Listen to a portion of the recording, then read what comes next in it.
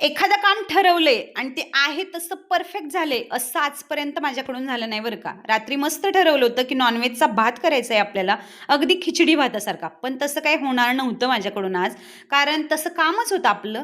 सकाळी छान अशी सगळी कामावरून किचनमध्ये पोहोचले होते. कारण आज फक्त आपल्याला मसाले भात करायचा आहे, तोही नॉन-व्हेजचा, एवढं ठरलं होतं. पण किचनमध्ये गेले आणि तांदळाचा डबा उघडला, तर त्याच्यामध्ये इंद्रायणी तांदूळ काही नव्हता, पण त्याच्याऐवजी हा कोलम आणि बासमती असे दोन्ही तांदूळ होते. आता इंद्रायणी तांदळाचा मस्त असा खिचडी भात करायचा होता, पण ते काही पॉसिबल झालं नाही. म्हणून जुगाड करून दोन्ही मिक्स तांदळांचा भात करायचं ठरवलं.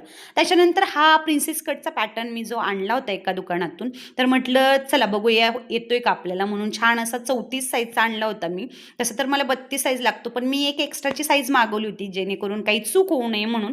आता मला परफेक्ट असा पॅटर्न तर वाटतोय हा, कारण जुना पॅटर्न सेम असाच होता.